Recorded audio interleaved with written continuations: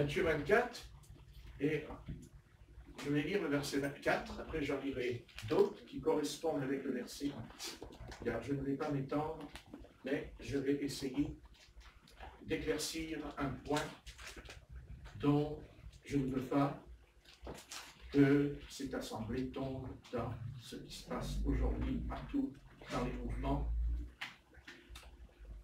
Je suis tombé sur une vidéo tout à l'heure, c'est quand même curieux que quand on met l'emplacement où il y a marqué nouveauté, et comme par hasard, moi on ne me met pas dans la nouveauté, ça je suis sûr que c'est volontaire, c'est pas possible. Mais enfin, j'en ai mis qu'un qui est la nouveauté au plan pastoral, donc c'est un pasteur qui prêche, pas à peine dire son nom, c'est pas mon rôle, mais c'est inquiétant, mais de toute façon ils m'inquiètent tous maintenant, parce que toute leur réunion se transforme en hystérie, une espèce d'euphorie. Oui, ça.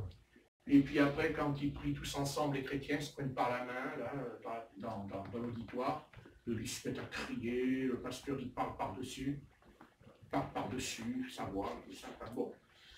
Tout ça ne me paraît pas d'abord biblique, ça c'est d'abord ça qui est important. C'est d'abord savoir que ce que je vais dire, c'est parce que c'est pas pour que j'apporte mon jugement, c'est pour apporter le jugement de ce que dit la Bible, la parole du Seigneur, la Bible, heureusement est là. Mais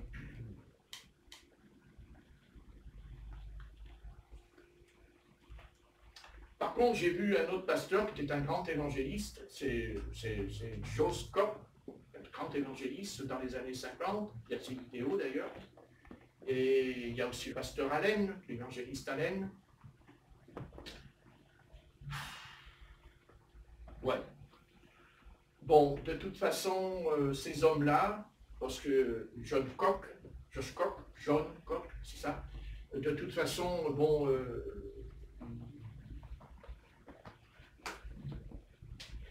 il est encore là, mais il était dans les 90 ans, au moins les 90 ans. Donc je l'ai vu quand il avait 30 ans, on le voit quand il a 30 ans, quand il prie pour les malades dans les années 50, quand il prie, bon, c'est bien, c'est intéressant. Je pense que c'est même le plus intéressant de tous les autres, parce que c'est lui qui est le plus calme, le plus serein, quand il prie pour les malades. Après, il y a Catherine Kuhlman aussi qui prie, alors là on a compris que c'est le commencement de la déviation. Car en fait, je me suis toujours posé la question, pourquoi aujourd'hui, quand les pasteurs ils imposent les mains, les gens tombent par terre. Et ils mettent les mains, puis ils tombent à la renverse.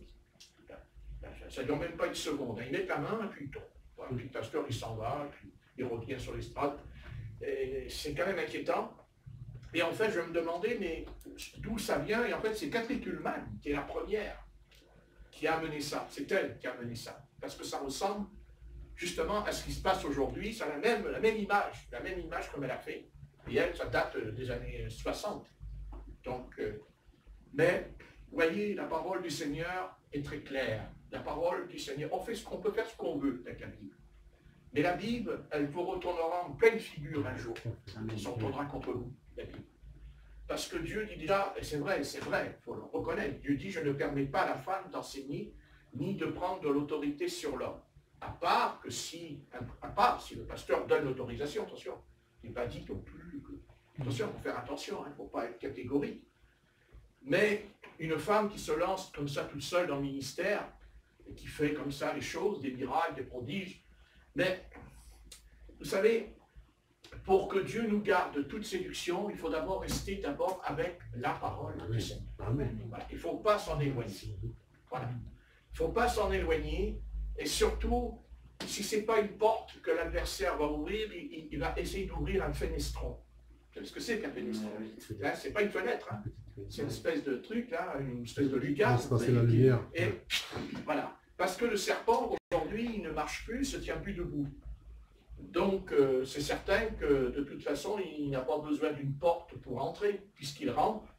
Donc, il a besoin simplement d'un simple petit trou, et il rentre. Et de toute façon, Satan ne rentrera jamais par la porte, parce que, pour la simple raison que quand on est prédicateur, quand on connaît la Bible, on sait très bien que c'est lui. Donc, il va faire autrement. Moi, ce qui m'intéresse, c'est que nous sommes en pleine apostasie. En pleine apostasie. Nous sommes vraiment dans l'apostasie. Et il y a deux sortes de prédicateurs que je me suis aperçu, j'ai étudié, et j'étudie encore, hein, surtout la nuit, j'écoute, je regarde, je m'intéresse vraiment à ces choses. Et j'ai vu donc ces prédicateurs anciens qui étaient remplis. Ça c'est vrai. Ça, on ne peut pas non plus dire que c'est pas vrai, parce qu'il y a des images, il y a des témoignages. Dieu a dit, je rendrai témoignage. Mais je pense que celui qui est le plus équilibré, c'est John Cott. Je crois que c'est le plus équilibré, parce que quand il prie pour les malades, d'abord, il n'est pas excité, il n'est pas nerveux, il ne fait pas du cirque, comme Allen, par exemple. Il y a beaucoup de très nerveux, Allen, très nerveux, les très nerveux. Tandis que lui, non, c'est un homme de Dieu qui m'intéresse beaucoup, parce que c'est, voilà, il y a une femme qui est assise sur une chaise, paralysée, et puis voilà, gentiment, pas comme les autres, et il met la main, il dit au nom de Jésus de Nazareth, quoi, en américain, hein, et voilà, et il dit, et là, seul coup, la dame, elle se lève, mais avec souplesse. C'est-à-dire, elle se lève avec souplesse, c'est-à-dire, il ne la prend pas par la main, il ne la prend pas, il ne s'en occupe pas. Non, non, pas du tout. Voilà, il se retire, et puis il fait le geste, bien sûr, il lui dit, allez-y. Et elle se lève quand il lui dit, allez-y. Elle se lève de la chaise roulante, pour de bon.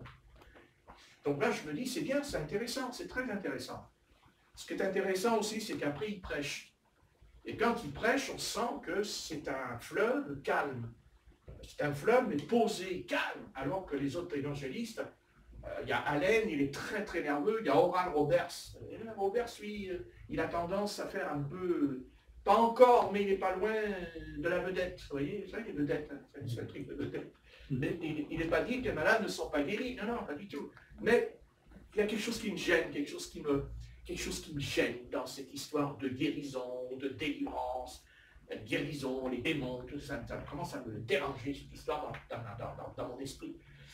Et je pense qu'il faut faire attention, il ne faut pas rejeter la guérison et la délivrance. Il ne faut pas la rejeter, le Seigneur nous fait des promesses. Mais on n'a peut-être pas assez étudié la controverse, on n'a pas assez étudié l'imitateur qui est là. Et le Christ est le premier à nous parler. Et Dieu sait que le Christ est un maître dans le domaine de la guérison. Hein, c'est un maître, c'est pas un magicien, c'est pas de la magie, Jésus. Hein. Jésus, c'est pas un magicien. Pas du tout. C'est pas Simon le magicien, hein, comme il faisait, on a vu. Hein. Voilà. Bon, ça ne va pas empêcher les Samaritains de l'appeler la puissance de Dieu quand même. Donc, vous voyez un petit peu cet esprit d'aveuglement est énorme. Parce que pour dire c'est la puissance de Dieu, c'est énorme. C'est énorme. Et ce n'était pas la puissance de Dieu, ça c'est sûr. Mais comme ce n'était pas la puissance de Dieu, nous voyons aussi après le comportement, l'attitude. Et je crois que c'est le comportement, notre attitude, notre comportement, notre conduite, qui finira par déterminer si vraiment on a reçu l'esprit, si on est conduit par l'esprit, vraiment. Ce n'est pas le début, c'est à la longue, dans le temps. Donc, il y a ces hommes-là, enfin, c'est bizarre, quoi. C'est un peu bizarre. On a aussi William Branham qui prie pour les malades. Enfin, lui, il ne le montre pas. Hein. Les vidéos, elles n'y sont pas. Hein. C'est quand même curieux. Bon. C'est bizarre. Voilà. Il n'y a pas une vidéo sur lui avec eux. J'ai dit avec eux. Hein, voilà. Il n'en parle même pas. Ils font des grandes réunions sur eux, mais lui, pas un mot. Bon. Ben, je pense que, voyez, c'est en fait, il n'y a pas un mot, parce qu'en fait, lui, il ne se contente pas de prier pour les malades, il se contente d'abord de vous dire la vérité en face. C'est-à-dire de pointer du doigt le péché. Le péché. Il faut écouter. Hein? Voilà, il faut bien écouter. Et ces évangélistes, ils ne parlent pas contre le péché. Ils parlent de la guérison. C'est-à-dire, ils commencent une réunion, ils chantent un cantique, ils lisent le message sur la guérison. Après, on prie pour les malades. Et il n'y a pas quelque chose qui ne va pas. Parce que c'est pas ça que Christ et Jean-Baptiste ont opéré dans leur vie sur la terre, ce n'est pas vrai. ils sont venus et ils ont bien dit, repentez-vous. Repens-toi, repens-toi.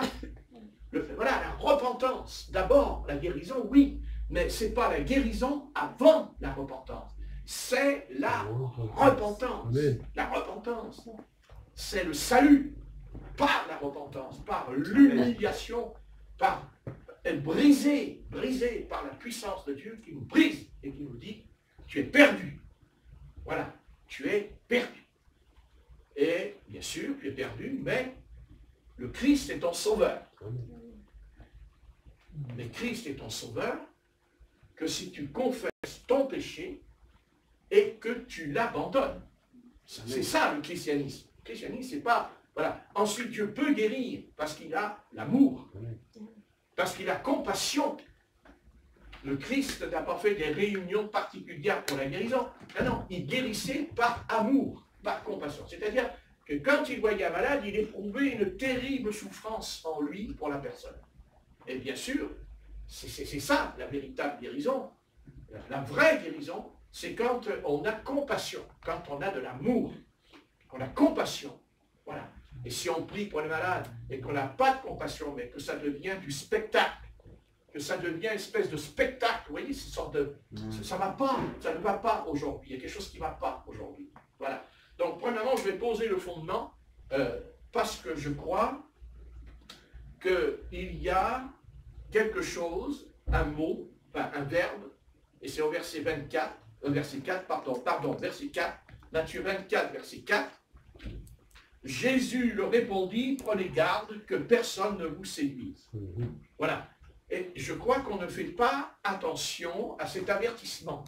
On ne prend pas au sérieux ce verset. C'est-à-dire, on le lit pendant des années, mais on ne réalise pas que si le Christ commencera par là, puisque il commence par là, il parlera des guerres, des bruits de guerre, des famines, des pestes, d'accord, mais il ne commence pas par les prophéties sur l'avenir du monde.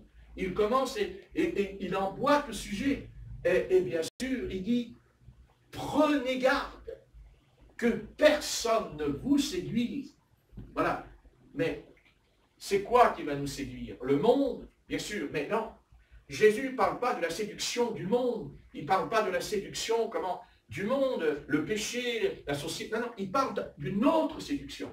Et celle-là, elle est plus grave, elle est dangereuse, parce qu'elle est là pour justement séduire, non pas le monde, mais séduire le peuple du Seigneur. Pour justement, comme le peuple du Seigneur a quitté son péché, comme le peuple de Dieu ne va plus dans le péché, donc il faut trouver une autre solution, Satan veut trouver une autre solution. Et sa solution, elle va revenir au départ. Car au départ, dans le jardin d'Éden, il s'agit de ce verbe, séduit. Le verbe séduit. Et en fait, c'est ça qu'il y a eu dans le jardin. Ève fut séduite. L'attaque du serpent, c'est séduire, être séduit. Vous voyez, Ève ne serait pas tombée si elle n'avait pas été séduite. Elle n'aurait pas été dans le péché si elle n'avait pas été séduite. Et Adam n'aurait pas suivi Ève s'il n'avait pas été séduit, non pas par Satan, mais par elle. Parce que Satan a transformé Ève. Il ne faut pas croire. Il l'a transformée, c'est pas vrai. S'il avait eu affaire avant que Ève ait un contact avec Satan, ça c'était sa véritable épouse. C'était vraiment son épouse, la vraie. Comme aujourd'hui, les véritables épouses portent des cheveux longs. Les véritables épouses s'habillent décemment, comme nos sœurs. La véritable épouse, c'est ça, une véritable épouse. Et non pas une épouse qui va dans le monde, qui s'habille comme le monde. Ça, ce n'est pas la véritable Ève. Et Adam a perdu Ève. Il l'a perdue parce que il aurait pu, mais il n'a pas voulu. Il n'a pas voulu. Il n'a pas voulu la corriger. Il n'a pas voulu la tenser. Il n'a pas voulu parce qu'il aurait pu prier pour elle. En disant, Satan, retire-toi de mon épouse. Retire-toi. Mais il ne l'a pas fait. Vous pouvez lire la Genèse. Il ne le fera pas. Et pourquoi il ne le fait pas? Parce que il a eu, c'est ça, un aspect qu'il ne connaissait pas. Un aspect, parce que quand Ève vient vers lui, c'est quand même lui qui dira, voici chair de ma chair, eau de mes os. Il dit, elle me ressemble. Hein, elle me ressemble. Et le verbe ressembler, c'est un verbe que Dieu emploiera. Hein, en disant, faisons l'homme à notre ressemblance, selon notre image. C'est ça Dieu. Dieu, il est quoi Dieu? Mais Dieu, il a une image. Eh oui, non pas comme les idolâtres qui ont fait plein d'images. Parce que si les idolâtres ont fait des images, c'est là le problème, c'est que Satan a voulu justement que nous ne ressemblions pas à l'image de Dieu. Il ne veut pas qu'on soit à l'image, à la ressemblance de Dieu. Et quand Christ nous a sauvés, il ne nous a pas sauvés pour dire « je te sauve parce que tu auras des pains au lait, je te sauve parce que tu auras du miel sur ta tartine, je te sauve parce que tu auras de la confiture sur la tartine, parce que tu auras du sucre dans ton lait. Non, je te sauve justement pour que tu me ressembles. » Ben oui, et tout ce qui ne ressemble pas, et bien entendu, vous allez dire, ouais, mais comment voulez-vous qu'on ressemble à Dieu? Les païens vous diront, mais Dieu, on ne l'a pas vu. Oui, mais Jésus-Christ, oui. Amen. Ah bon? Oui, mais il n'est pas là. Si, dans la Bible. Amen. Il est dans la parole, Jésus-Christ. Et même plus que cela, Dieu a envoyé le Saint-Esprit pour, justement, pour nous dépeindre, pour nous montrer, c'est le Saint-Esprit, parce qu'il n'y a que lui qui peut vous montrer, pas seulement qui est Jésus-Christ, mais comment est Jésus-Christ. Et l'apôtre Paul ira plus loin, puisque Paul il dira, mais moi je vais vous prouver qui est Jésus-Christ, parce que vous allez devenir un nouvel homme. Vous allez devenir une nouvelle créature. Vous allez... Quelle créature? Ben, avant la chute d'Adam et de Ève dans le jardin, le but de Dieu, c'est que nous ressemblions à Dieu, mais on ne peut pas ressembler à Dieu parce que Dieu est esprit. Mais l'esprit de Dieu est devenu chair, est devenu homme. Comme nous sommes hommes, mais pas l'homme Adam, c'est-à-dire pas l'ancien Adam, mais le nouveau, l'homme nouveau, l'homme nouveau. Et le christianisme a pour but, pas seulement de me transformer, mais pour que je ressemble à son Fils. Parce qu'on peut dire, mais je ne peux pas ressembler à Dieu. C'est vrai, on ne peut pas ressembler à Dieu. Je vous rendez compte, ressembler à Dieu. Mais on peut ressembler à Jésus-Christ. On peut être, et c'est ce que veut Jésus-Christ. C'est ce qu'il veut, car il dit, tout disciple accompli sera comme son maître. Tout disciple accompli sera comme le maître. Attention, c'est important. Pas seulement le maître, pas dans le sens d'être le maître pour chasser les démons et guérir les malades. Ça c'est bien, et je n'ai rien contre. Attendez, si quelqu'un est malade et qui souffre, moi je suis d'accord pour que le Christ le guérisse. Mais, avant que le Christ le guérisse, je ne veux pas être non plus l'instrument de l'adversaire, je ne veux pas devenir l'instrument de la séduction, car Satan, c'est un séducteur. Et il peut faire des miracles et des prodiges. Non, mais il est capable, il n'y a pas de souci pour lui. N'oubliez pas que c'est un ancien chérubin. Donc, vous vous rendez compte, et même il a le pouvoir de se déguiser en ange de lumière. Alors, qu'est-ce que c'est pour lui de guérir quelqu'un? Enfin, il guérit, mais sous condition. Attendez, il y a un contrat, il y a un petit contrat avec lui.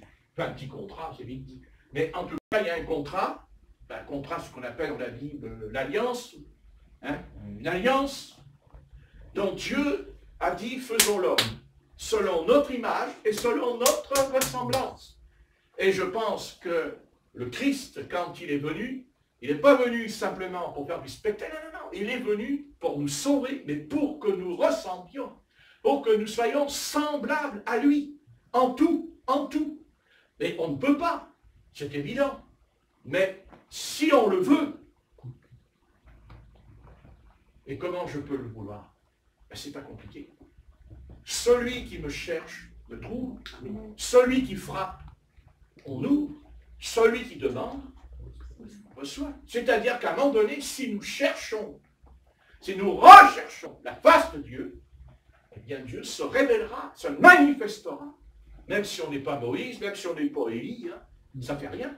Le Seigneur viendra nous parler, comme il l'a fait dans l'Ancien Testament, mais comme il l'a fait aussi sur le toit avec l'apôtre Pierre, comme il l'a fait avec l'apôtre Paul sur le chemin de Damas. Je n'ai pas dit que ce sera la même expérience.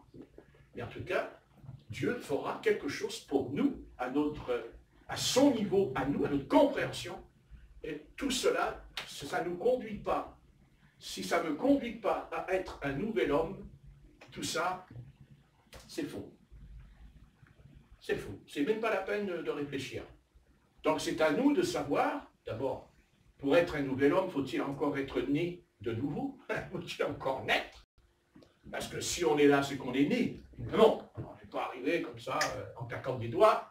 Hein, il y a eu 9 mois dans le sein de la mère, comme nous sommes dans le sein du Père. Et quand on sort, on est d'abord un bébé, un enfant. Au début, on est un enfant. Mais attendez, si au bout de 50 ans de conversion, on est encore un enfant, c'est un drôle de bébé. Hein. Vous voyez, ou sur le plateau de la télévision, que Emmanuel Macron, le président de la République, a été élu président de la République, il s'assoit sur la table, et sur la table, on voit un bébé. Changez alors. Hein, c'est un bébé. Et ça va être le président de la République. Voilà. Mais non, il va grandir. Mais on ne peut pas grandir. On ne peut pas grandir dans le bon sens. On ne peut pas. On ne peut que grandir que si on est en Christ. Il n'y a pas de réponse.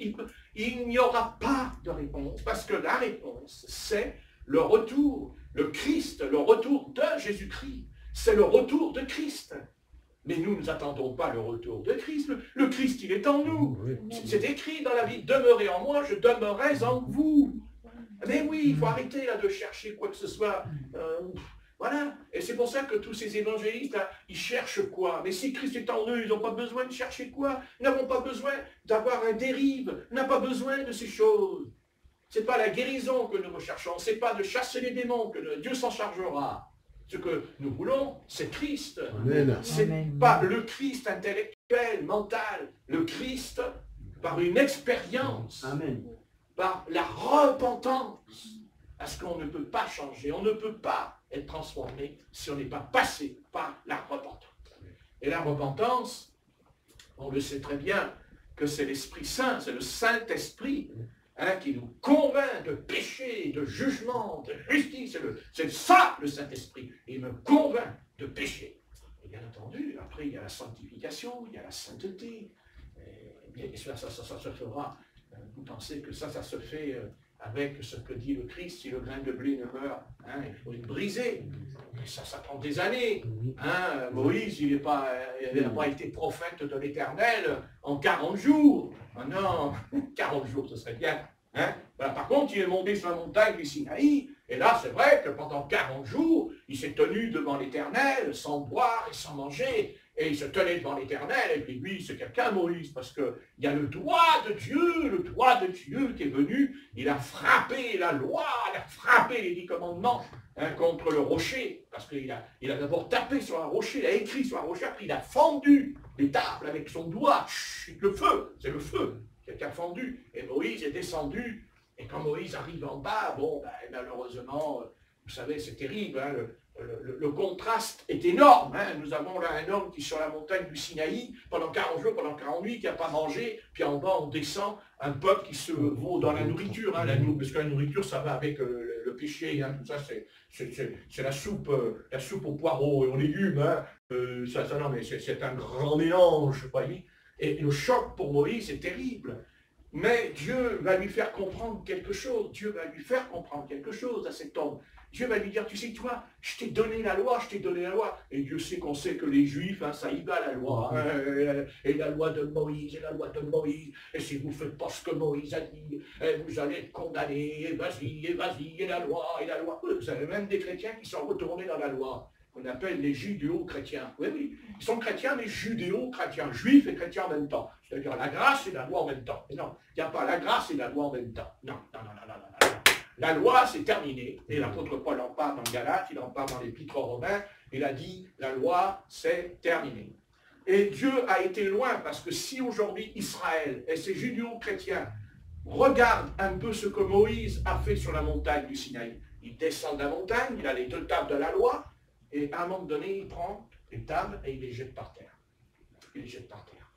Il brise les tables par terre. Et l'Éternel lui dit, tu vois, personne ne peut mettre la loi en pratique. C'est que lui-même qui en est l'audit, qui est l'instrument, lui-même, qu'est-ce qu'il fait? Il va démontrer à Israël, et plus tard, pas encore, mais aujourd'hui, maintenant, oui, au temps du Christ, quand il est venu, quand le Christ leur dira, vous êtes assis dans la chair de Moïse, Et Dieu leur dit, vous voyez, Moïse, votre prophète, votre législateur, il a jeté les lois par terre, il a jeté la loi par terre. Pourquoi? Parce que l'apôtre Paul a dit, personne d'abord ne peut être sauvé par la loi, et personne ne peut mettre en pratique la loi.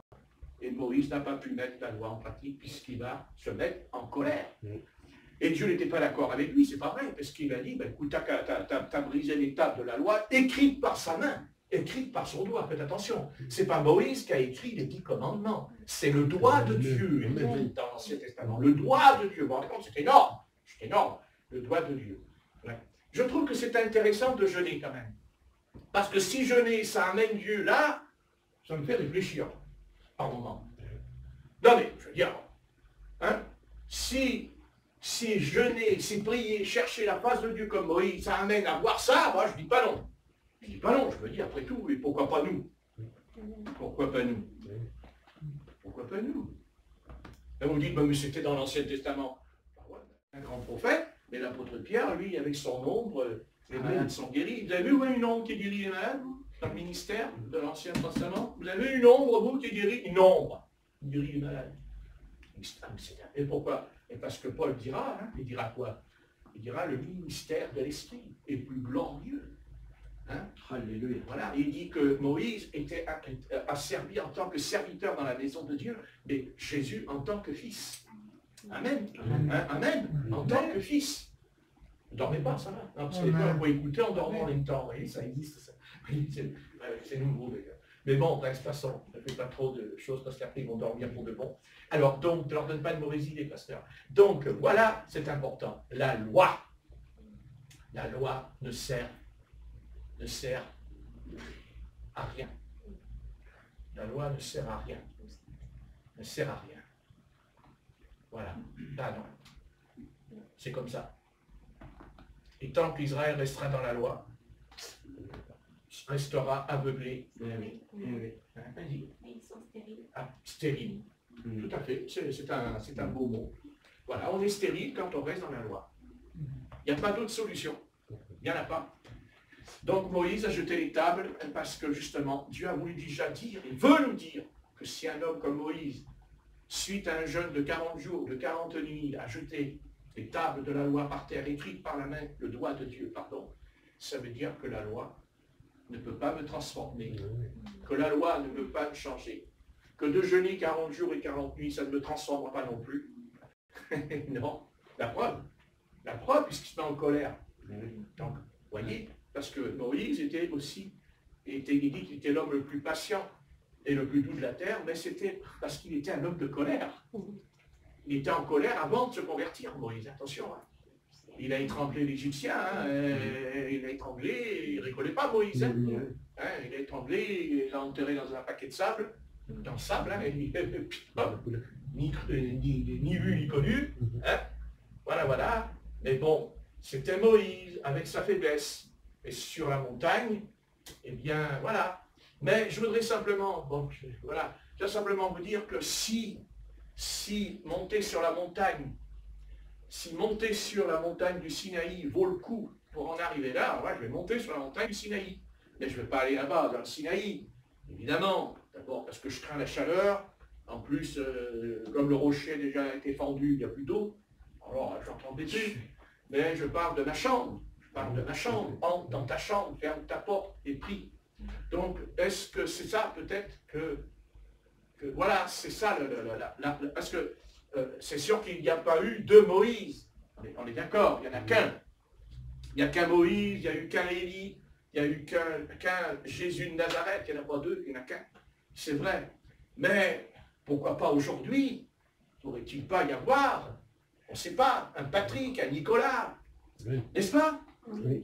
Voilà, un Nicolas ou un Georges. Voilà. Ben oui, et vous dites, mais non, c'est pas. Mais comment c'est pas possible?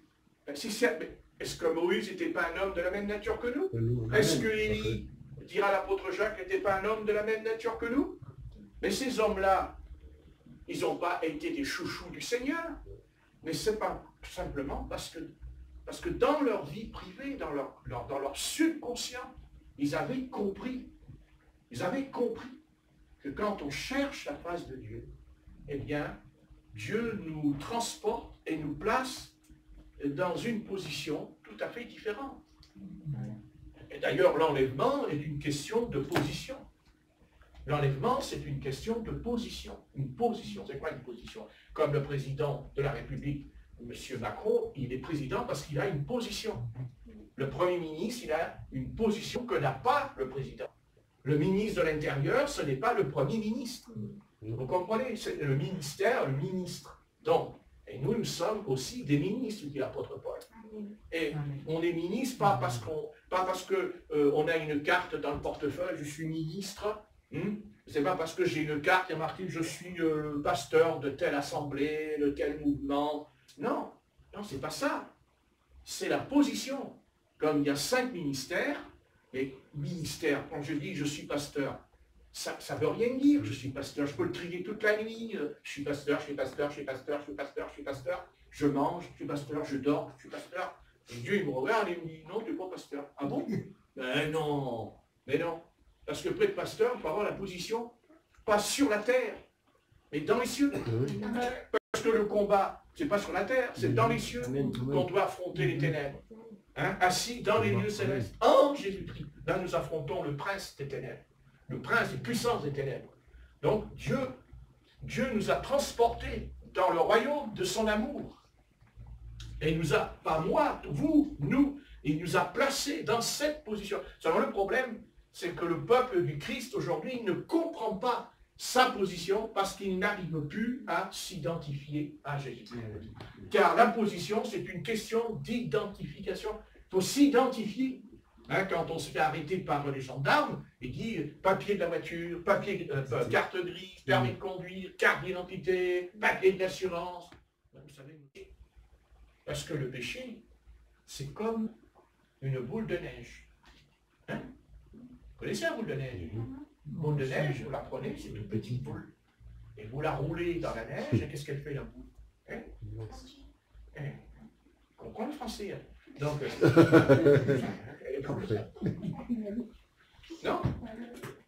Eh bien, c'est pareil avec le vieil homme, et c'est pareil avec le nouvel homme. C'est pareil. C'est pareil. Ah oui, c'est pareil. Si vous nourrissez un chien, ne vous inquiétez pas, il va vous mordre. Hein? Parce qu'il est nourri. Ah oui. Donc en nous, il y est. Non, non. Le chien sauvage, il est en nous. Donc, si je nourris le chien sauvage, qu'est-ce qu'il va faire? Ben, il va tuer. Par contre, si le chien sauvage, il ne mange plus, ben, il ne peut plus tuer. Il ne peut plus manger, il va mourir. Ben, c'est ce qu'il faut faire avec le Seigneur. Il faut mourir. Il faut mourir. Et pour mourir, il faut plus se nourrir des aliments de ce monde. Amen. Il faut plus se nourrir du monde.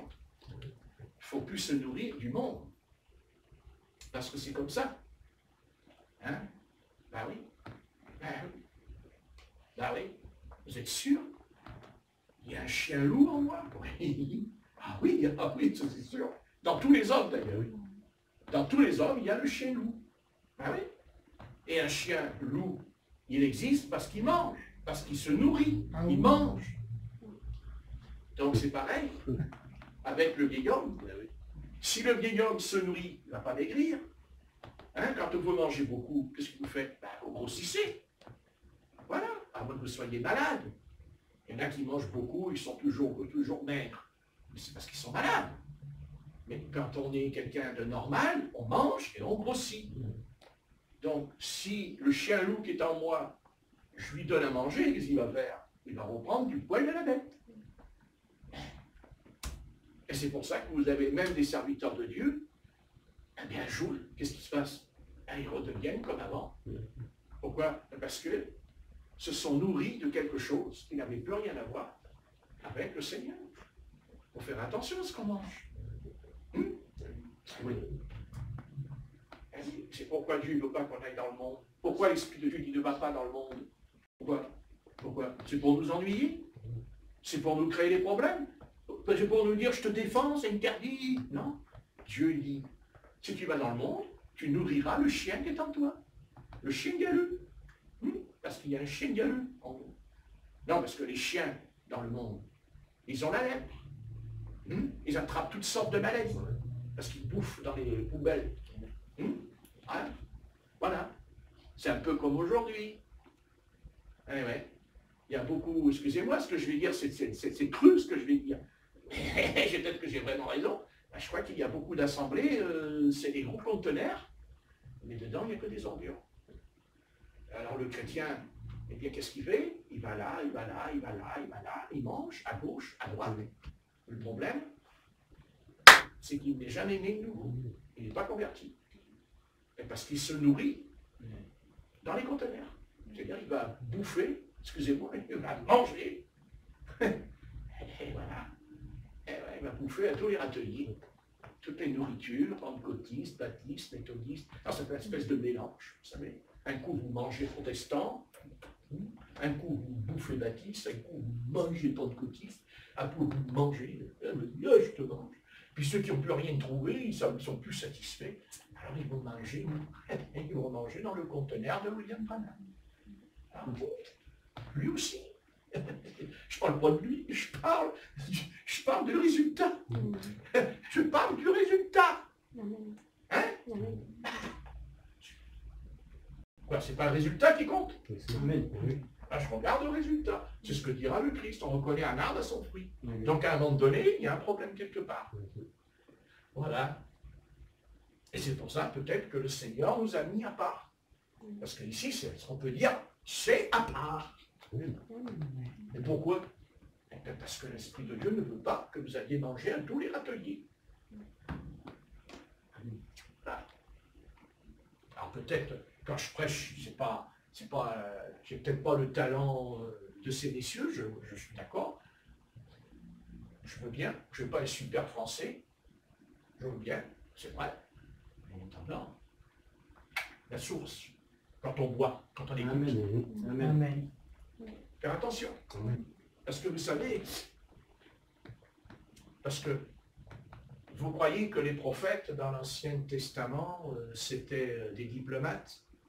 Vous croyez que les prophètes dans l'Ancien Testament, ils savaient parler comme Emmanuel Macron? Non. Lui, plus il coule, plus on parle de lui. Donc, vous voyez ce que je veux dire? C'est pas vrai.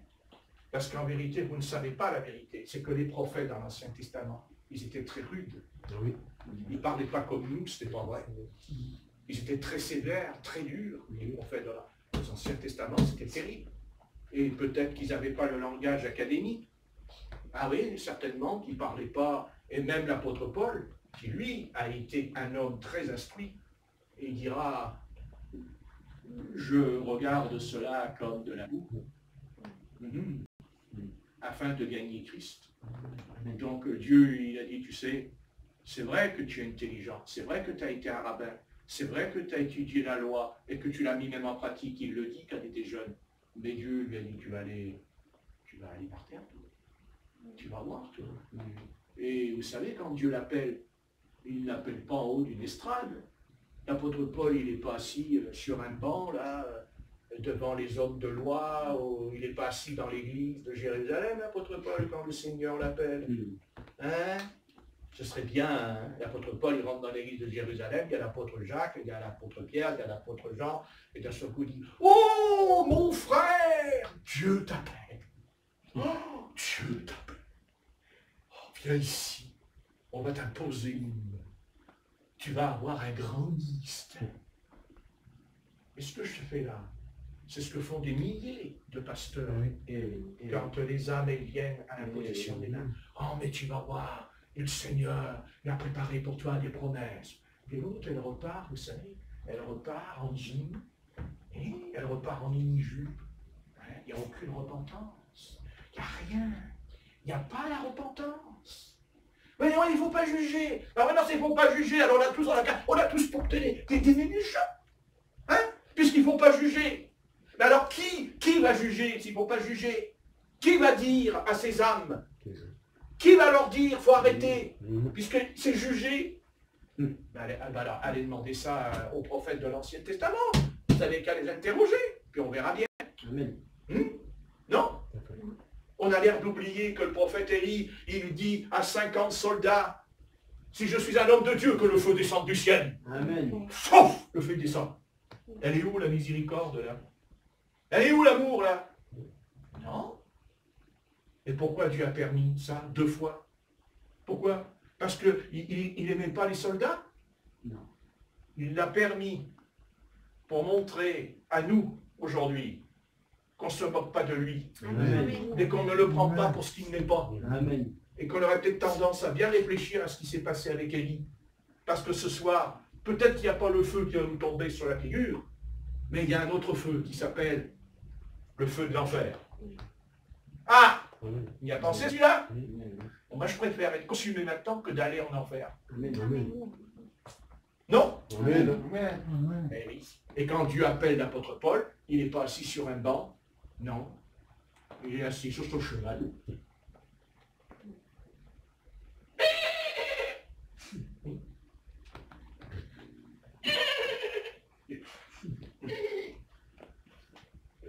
L'apôtre Paul, il dit, mais qu'est-ce que t'as?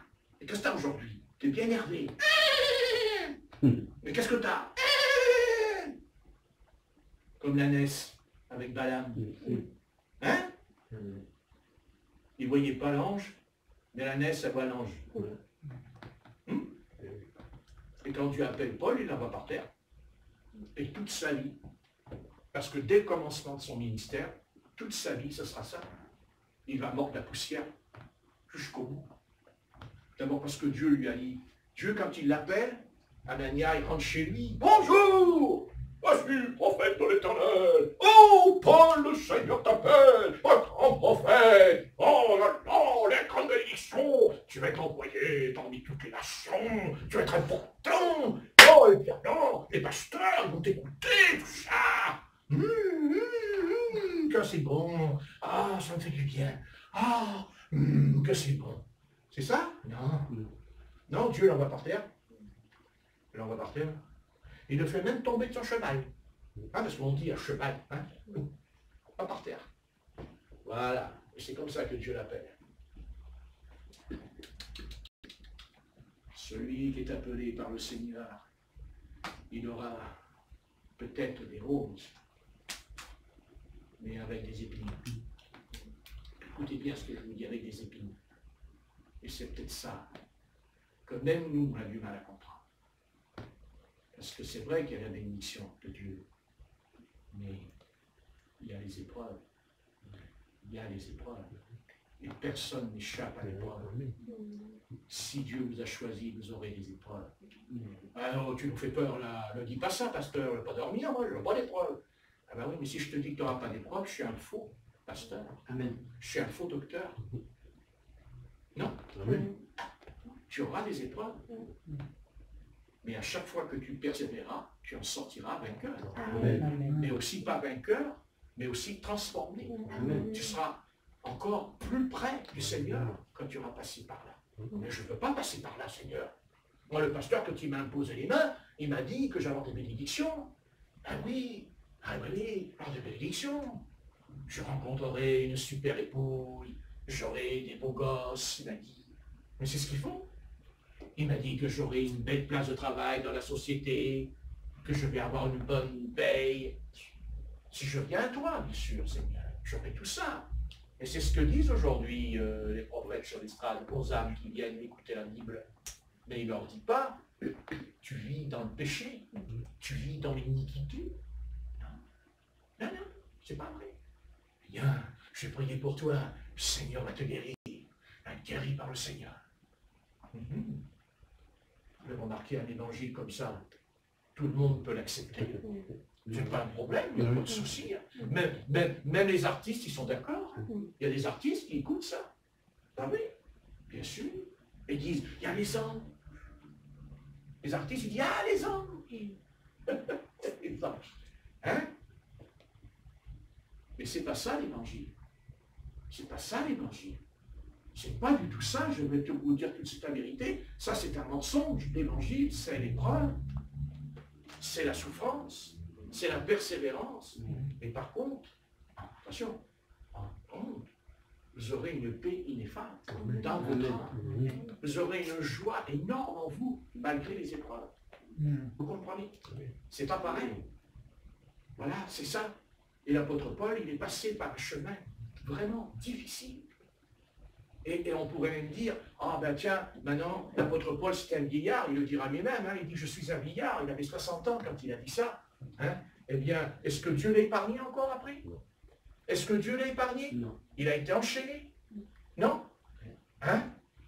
Et quand Dieu lui dit, tu iras devant César, vous vous rendez compte? C'est à nous, on nous disait, demain tu vas être reçu à l'Élysée. Hein? On irait tout de suite à la rue de Rome, à la rue Saint-Péréole, pour acheter le plus beau costume. Hein? Hein? Vous me voyez, moi, arriver comme ça, à l'Élysée, bon, salut, je suis un envoyé de Dieu. Et non, allô, s'il vous plaît, m'envoyez les psychiatres, là. Mais l'apôtre Paul, c'était un chemin difficile. Je n'ai pas vu, moi, l'apôtre Paul qui, excusez-moi, il le dira, il y a tout un chapitre sur lui. Hein, il dira même au sujet de ceux qui l'accompagnaient dans le ministère, il dit dans le froid, dans la chaleur, dans la faim, dans le jeûne, dans la prière, dans la persécution. Il parle des bêtes sauvages à Éphèse qu'il a combattu. Ah ouais, mais ça, il n'y en a pas beaucoup, les serviteurs de Dieu, comme ça, qui voudraient un tel ministère. Ah, ils veulent bien le ministère de l'onction que Paul avait sur lui. Ça, d'accord. Mais ce n'est pas vrai. Ce n'est pas vrai. C'est faux. Parce que Paul, nous savons bien par quel chemin il a passé. C'est ce frère, c'est notre frère. Amen. Bien sûr, c'est un frère. Mais c'est un frère, vous savez, il en faudrait des comme ça, des frères comme ça. Hein? Hein, quand il prend le bateau et qu'il s'en va en pleine tempête, il se retrouve dans l'eau glacée. Non, vous savez ce que c'est, vous, de tomber en plein hiver dans la mer? Il aurait pu mourir dans la mer, la température. Il est parti en hiver, c'était écrit en hiver, parce qu'il m'a dit de ne pas partir, il a dit au capitaine. Il fallait attendre le printemps à cause du vent qui a soufflé. Vous savez ce que ça veut dire, ça? Vous savez ce que ça veut dire? Qu'ils sont...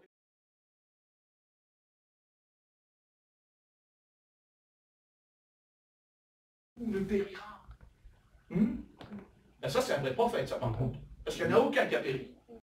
Même pas lui. Amen. Mais quand il arrive sur l'île, il a dû se dire, ah, oh merci Seigneur, que tu es bon pour moi. Ah, tu m'as fait traverser la mer vers l'eau glacée en pleine nuit. Il dit que les étoiles n'étaient même plus dans le ciel. Mais vous vous rendez compte que cet homme de Dieu, dans la mer, je voudrais bien avoir des prédicateurs, moi, qui sont habillés avec des costumes dorés, des bagues aux doigts, des cravates, vous avez vu? Hein? Ils vont y aller dans la mer, ils vont nager dans la mer la nuit, vous savez, avec le costume. Ouais, bon œil. Eh bien, l'apôtre Paul, c'est ça. Et quand il arrive sur l'île de Malte, c'est ça, de Malte, quand il arrive, qu'est-ce qu'il fait? Il pleure, il gémit, il se plaint, il va ramasser du bois pour allumer un feu. Ah, Dieu, quel est cet homme? Ah, il faut être un homme de Dieu, là. Psychologiquement, physiquement et psychologiquement. Et en plus, il y a une vipère. Elle de bord. Ça vous va? Vous voulez, vous en voulez de ce ministère, vous? Ah ouais, il vous plaît, hein? Agréable, hein? Ah, bien. Eh bien, il a passé par un chemin comme ça. Par un chemin difficile. Mais il a dit, je suis plus que vainqueur. Alléluia. Alors, ne nous plaignons pas pour nos petites épreuves, parce qu'elles ne sont pas comparables à l'apôtre Paul, et sans compter aussi les autres apôtres. Hein? Mais je vais m'arrêter, parce qu'il est 8h15. Allez, on va prier. Seigneur notre Père, au nom de Jésus-Christ, comme l'a fait l'apôtre Paul, il a dit au nom de Jésus-Christ, pas seulement pour guérir les malades, pas seulement pour chasser les démons, mais aussi, il a dit au nom de Jésus-Christ, afin de ne pas te renier, afin de ne pas te tourner le dos. Oh Dieu, il aurait pu, et il y a de quoi ne pas lui faire de reproches s'il l'avait fait. Parce que nous savons, quand on lit le livre des Actes, quand on lit sa vie, eh bien, mon Dieu, il a fallu que cet homme, il fallait qu'il t'aime. Il fallait qu'il t'aime. Et alors, quel amour qu'il a eu pour toi, en lui. Et sans compter la charge de l'Église. Car il fallait qu'il s'occupe de l'Église. Et pas d'une Église, mais de toutes les Églises qu'il en a été. Il en a été le fondateur. à Corinthe, à Éphèse et partout où cet homme a posé ses pieds, même au bord de la rivière, n'est-ce pas, qu'il a prêché, et il y a une femme qui l'a entendu, et qui l'a fait venir à la maison, et il y a une église. Quel serviteur, quel serviteur. Et comme le dit le texte, esclave, esclave. Et Paul a bien compris que de venir à Christ, ce n'était pas une partie de plaisir. Venir à Christ, ce n'est pas s'amuser, danser, rigoler. Ce n'est pas ça, venir à Christ. C'est endurer, supporter. D'ailleurs, tu as dit, supportez-vous les uns les autres. Ça va loin, ô Dieu. Mais ton serviteur a été jusqu'au bout. Et bien sûr, on lui a coupé la tête. Il a perdu sa tête. Mais que nous importe, puisque Moïse lui-même, Seigneur, eh bien, il dit que le diable est venu pour réclamer son corps dans Jude. Et alors, vous voyez, même Satan est venu réclamer le corps, pas son âme, pas son esprit, son corps. Vous vous rendez compte, hein? Alors que Moïse était un homme qui était vraiment dans un niveau de sainteté énorme en tant qu'homme. Mais Satan est venu. Et comme il viendra à nous, bien sûr qu'il viendra, mais nous avons Jésus-Christ. Jésus-Christ en nous. Et ça, il ne pourra rien faire. Parce que nous lui appartenons à ce Jésus-Christ. Parce que nous sommes à lui. Parce que nous sommes en lui. Amen. Et parce qu'il est En nous. Alléluia. Alléluia. Merci Seigneur. Amène-nous dans nos demeures et fais que notre demeure soit ta demeure. Amen. Au nom puissant de Jésus. Amen. Amen. Amen. Amen. Gloire à Dieu.